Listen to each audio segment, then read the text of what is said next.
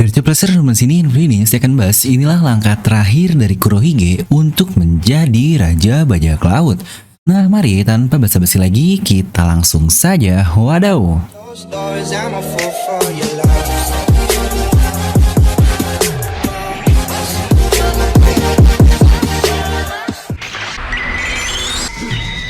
Nah seperti biasa sebelum lanjut video ini jangan lupa untuk subscribe dan juga nyalakan bel notifikasinya ya. Karena kalian tidak akan tertinggal di versi menarik seputar One Piece hanya di channel Devil Nomi. Saya pastikan sebelum kalian komen atau apapun, kalian menonton video sampai habis, jadi tidak ada informasi yang miss dan juga yang setengah-setengah. Oke, kali ini kita akan bahas kembali nih salah satu karakter yang paling dibenci di serial One Piece ini, yaitu Marshall the Teach alias si bangsat Kurohige. Coba dari kalian sendiri, mana nih yang paling kalian benci? Apakah Teach atau Asuinu atau si tampan Orochi?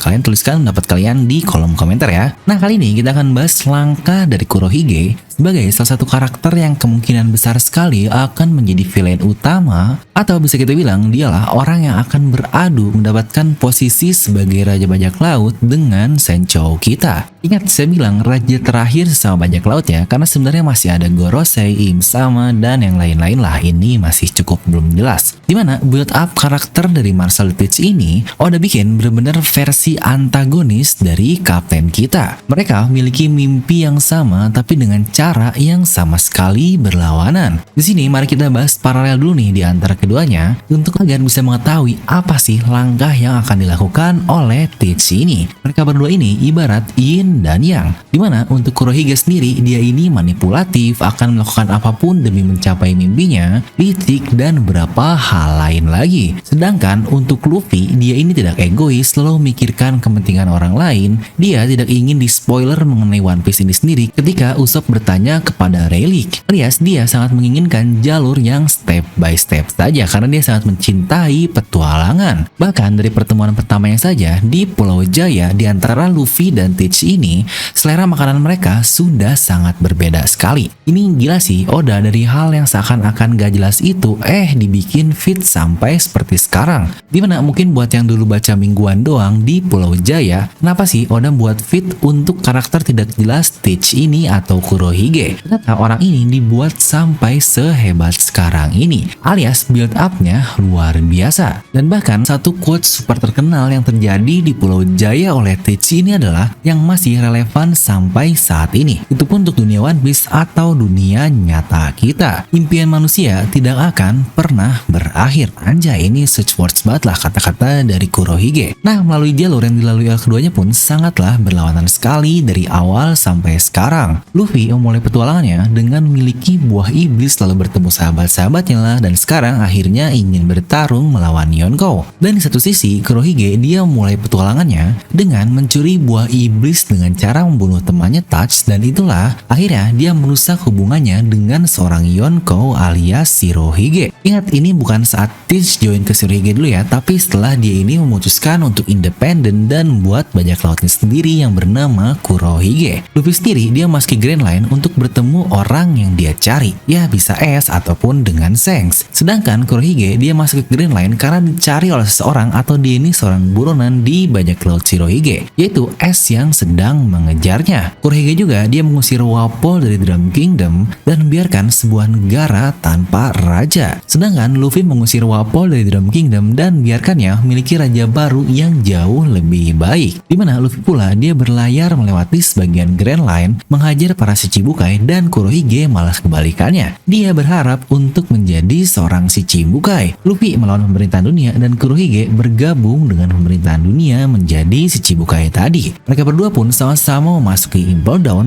Luffy ingin menyelamatkan kakaknya, tapi Kurohige merusaknya dan ingin merekrut kru bajak laut yang kuat itu. Semangat Luffy rusak parah di Marineford karena kehilangan kakaknya lah, dan dia yang merasa masih lemah lah. Sedangkan semangat Kurohige meningkat drastis di Marineford, terutama dia mendapatkan buah iblis Gura-Gura Nomi. Bukankah itu sudah fit yang sangat paralel sekali di antara Luffy dan sang villain utama Teach ini? Bahkan setelah time skip pun mereka bersama-sama ingin mendapatkan Mera-Mera no Mi. Luffy sebagai peninggalan es, sedangkan Kurohige ingin mengganti es yang gagal direkrutnya dengan Mera-Mera no Mi untuk dimakan oleh krunya. Jadi semua naratif yang Oda bangun di antara Luffy dan Kurohige ini benar-benar saling berkaca atau berlawanan satu sama lain. Tapi yang keren sebenarnya adalah pengaruh yang mereka lakukan satu sama lain. Seperti tadi, Teach yang merusak Drum Kingdom ini membuat langkah atau membuat plot bagi Luffy untuk akhirnya bisa merekrut Chopper dari Drum Kingdom. Lalu juga Luffy yang menghajar krokodil akhirnya membuka jalan bagi Kurohige bisa mengisi posisi si Chichibukai. Karena kita tahu lah ya, setelah krokodil dikalahkan, akhirnya posisi si Chichibukai ini 01 dan masuklah di sini Kurohige atau Marshall the Teach. Lalu Kurohige juga yang sukses menginvasi Impel Down karena Luffy yang sebelumnya sudah mengacau duluan. Yang bahkan alasan Luffy bisa sampai ke Marineford pun karena kru dari Kurohige yaitu Laffy-T dia menghipnotis penjaga gerbang agar terus membuka gerbang itu jika ada yang lewat. Jadi untuk pre-time skip saja mereka ini sudah saling berdampak satu sama lain. Jika Luffy melakukan A, maka hasilnya akan ada untuk Kurohige dan juga sebaliknya. Dimana setelah time skip pun adalah ketika yang tadi saya katakan yaitu di insiden Pang Hazard yang membuatnya dampaknya Doflamingo memulai turnamen Mera-Mera no Mi hingga akhirnya datanglah Jesus Burgess yang akhirnya bantuan revolusioner di Dressrosa atau Sabo pun membuat Kurohige berhasil menyerang markas utama revolusioner di Baltigo. Lagi-lagi semuanya masih saling berhubungan. Jadi dari sini kalian semua dapatkan ya poinnya apa yang coba saya sampaikan.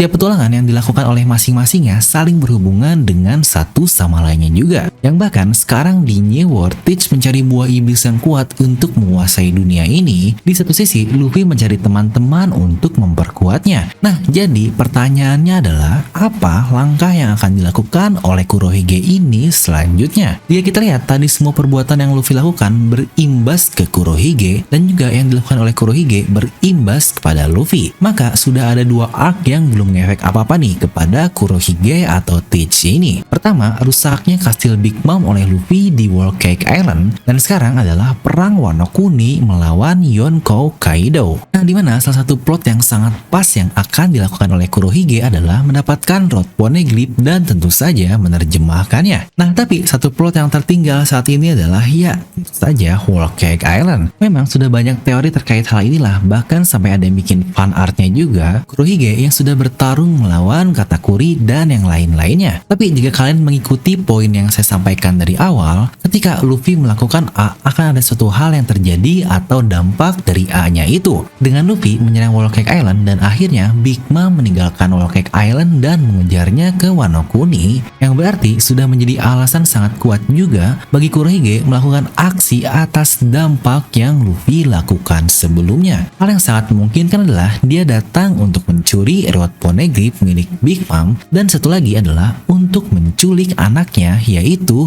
Pudding. Nah, kenapa harus Pudding? Ini juga sebenarnya sudah cukup jelas nih. Dimana salah satu cara untuk mencapai ke pulau terakhir Love Tale atau untuk mendapatkan One Piece adalah mereka harus menerjemahkan keempat Rod Poneglyph yang sudah ada. Ya mungkin bisalah dengan Voice of All Things-nya, tapi bahkan itu hanya untuk mengetahui saja. Tapi tidak bisa mentranslatekannya karena Roger saja dia membutuhkan Oden untuk mentranslatekan setiap Rod Poneglyph dan membuat peta untuk menemukan pulau terakhir yang bernama Love Tale. Karena saat ini Nico Robin adalah satu-satunya orang di dunia ini yang bisa menerjemahkan Poneglyph, maka bukankah itu seperti privilege khusus lah untuk kru topi jerami ini? Dan bahkan saat ini Nico Robin pun sudah diincar oleh orang-orang besar. Kedua Yonko mengincar Nico Robin dan bahkan sampai Gorosei pun mengincar Robin. Tapi Kaido saat obrolannya dengan Big Mom, di situ dia berkata, apa anak bermata tigamu itu sudah bangkit dan bisa membaca Poneglyph. Jadi dari sini sudah jelas ya, akan ada entitas baru yang bisa membaca Poneglyph selain Nico Robin. Tapi dengan syarat harus bangkit dulu kemampuannya dan itu adalah Pudding Cuan. Lagi-lagi paralel luar biasa di antara Luffy dan Teach ini yang sudah Oda bangun. Luffy dia datang ke Totoland untuk menyelamatkan krunya alias Sanji. Di satu sisi Kurohige datang untuk menculik seseorang yaitu Pudding juga. Lo ingat bukankah Sanji yang ingin dinikahkan dengan Pudding juga menjadi satu paralel yang saling berhubungan. Di satu sisi Robin akan menolong Luffy untuk sampai ke akhir dan membacakan Poneglyph sebagai krunya, nakamanya, sahabatnya. Teach pun akan sampai ke pulau terakhir terakhir Love Tale dengan dibacakan poneglyph oleh Puding, dan itu pun dengan cara dipaksanya. Yang hebatnya, Oda pun sudah membuat feat menarik antara Puding dan kru topi jerami yang tadi saya katakan, terutama terkait hubungan Babang Sanjay. Jadi dari kata-kata terakhir Kurohige pun, jika dia tahu aliansi dari Big Mom ini akan ada di Wano, maka bisa saja kata-kata yang dimaksud adalah untuk menculik Puding membaca poneglyph. Daripada diambil oleh Angkatan Laut, lebih baik dia saja yang mengambilnya. Nah, masalah dampaknya, apakah Katakuri, Cracker, dan yang lain-lainnya seperti apa itu sebenarnya sudah di luar konteks bahasan ini. Tapi ya, jika dilihat dari kemampuan Kurohige, sudah jelas mereka dapat memenangkan pertarungan melawan Katakuri, Cracker, dan yang lain-lain. Tapi pasti bakal banyak yang gak suka kan ya, kalau mochinya diambil dan jadi milik kru Kurohige. Aduh, sayang banget nih Katakuri. Nah, plotnya jika seperti ini akan benar-benar saling paralel di antara Luffy dan juga Teach yang Oda sediakan untuk pertarungan di akhir serial One Piece nanti. Wah, gila emang Oda Sensei ini. Nah, kira-kira menurut kalian langkah apa lagi sih yang akan diambil oleh Kurohige untuk menjadi Raja Bajak Laut? Tentunya dia harus melawan kapten kita, tapi kira-kira apa dulu nih yang perlu dia lakukan? Kalian bisa langsung tuliskan pendapat kalian di kolom komentar di bawah. Serta buat kalian juga yang ingin merchandise Novel Nomi, telah keluar nih desain baru dari dnm.merch. Mungkin buat yang follow Instagramnya udah tau lah ya desainnya seperti apa. Nah, ini adalah dua desain baru dari arc yang kedua, yaitu Lost. Ya, tentu saja Lost atau tersesat yang diomongin pasti Babang Zoro. Dimana dengan pembukaan dari arc kedua Lost ini, jadi buat kalian yang pingin, kalian bisa langsung klik link di deskripsi di bawah ya. Kalian bisa langsung terhubung ke WA, Tokopedia, atau bisa langsung ke Shopee juga. Jadi jangan lupa untuk klik link di deskripsi video, terutama buat pecinta Babang Zoro Zoro. Jai! Dan seperti biasa, semoga kalian terhibur dengan video ini. Like aja kalau kalian suka, dislike aja kalau kalian suka. Jangan lupa untuk subscribe dan juga share video teman kalian. Gue Devil pamit and I'll see you guys next time.